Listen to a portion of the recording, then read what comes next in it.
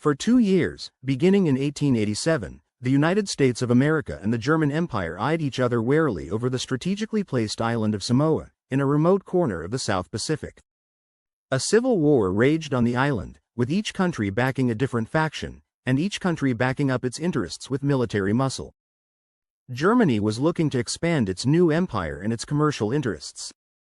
America was also looking to protect its commercial interests. Both sides shelled the villages of the other side and plundered rival plantations. German military planners could envision a day when the two countries might clash.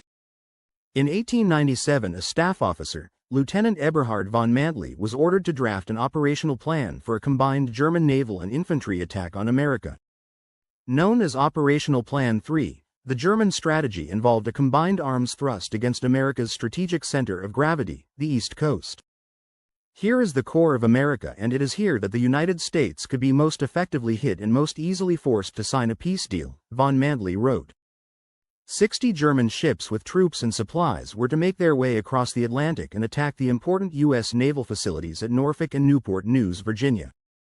Simultaneously, several thousand troops were to occupy Boston, while heavy cruisers bombarded Manhattan. America's weakness made the plan feasible. The United States Navy had been neglected. The fleet had become technologically obsolete.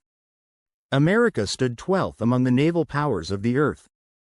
The American fleet consisted of 11 armored and 31 unarmored vessels, whereas the German fleet had 40 armored and 105 unarmored ships. America had potential, but the military might displayed by the United States in 1865 at the end of the Civil War was long gone. The 1 million men under arms in the Union Army were mustered out by late October 1867. Congress voted for the establishment of a regular army of 54,302 officers and enlisted men on July 28, 1866. This number was reduced to 27,442 in 1876. The army was scattered over a vast continent, mostly in the West. America's defense depended almost completely on the same thinking that existed at the time of the American Revolution: leave it to the volunteer militias. By contrast, the German army consisted of 500,000 professionals, many battle-hardened. In 1889, Secretary of the Navy Benjamin F. Tracy cautioned, "We have an exposed coastline of 13,000 miles upon which are situated more than 20 great centers of population, wealth, and commercial activity, wholly unprotected against modern weapons. These are inviting objects to attack, with a wide range of choice as to the points to be selected.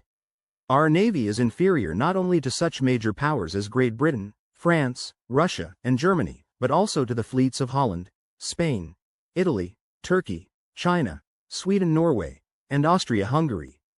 Any one of the powers named could, without serious difficulty, secure in a single raid upon the coast an amount of money sufficient to meet the expenses of a naval war. A hostile power could also blockade the coastal ports." The German plan was scrapped in 1907, the same year that President Theodore Roosevelt sent the greatly strengthened and enlarged U.S. Navy on an around-the-world goodwill mission. Known as the Great White Fleet, the mission demonstrated America's new role as a world power.